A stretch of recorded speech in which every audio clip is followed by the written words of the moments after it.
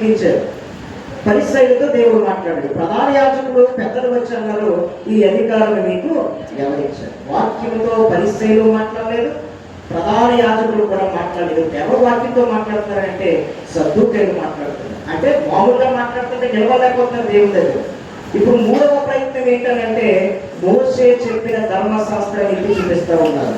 ఒక వ్యక్తి ఒక స్త్రీని పెళ్లి చేసుకుంటే, ఆ స్త్రీని పెళ్లి చేసుకున్న వెంటనే కుమారుడు లేకపోకుండా చనిపోతే, వరుసగా మాలో 7 కూడా ఆ స్త్రీని పెళ్లి చేసుకున్నాం, మేము 7 చనిపోయాం, మా తర్వాత ఆ స్త్రీ కూడా చచ్చిపోయింది.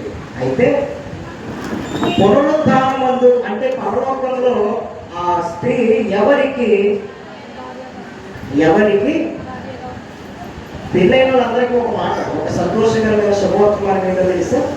పెళ్ళైన వాళ్ళకి మాత్రమే పిల్లవాడుతారు. భర్తకి భార్యకి గుడ్ న్యూస్ ఏంటో తెలుసా? పరలోకంలో భార్య ఉండదు, భర్త ఉండడం, పిల్లలు ఉండరు, ఎవరు ఉండరు, అందరూ సమానమే. అందరూ ఎలా అయిపోతారంటే దేవదూతల వలె అయిపోతారు. కాబట్టి ఈ లోకంలో ఉన్న కొంచెం శ్రమపడండి, తప్పేం లేదు. ఇప్పుడు అడుగుతూ ఉన్న ప్రశ్న మోషే ద్వారా వాళ్ళు ఎత్తి చూపిస్తున్నారు అంటే, ఇశ్రాయేలు ప్రజలలో కానీ యూదా ప్రజలలో కానీ ఒక స్త్రీని వివాహం చేసుకున్నప్పుడు ఆ ఇశ్రాయేలు కానీ యూదా వాడు కానీ చనిపోతే ఆ స్త్రీ అన్యుల్ని మాత్రము పెళ్లి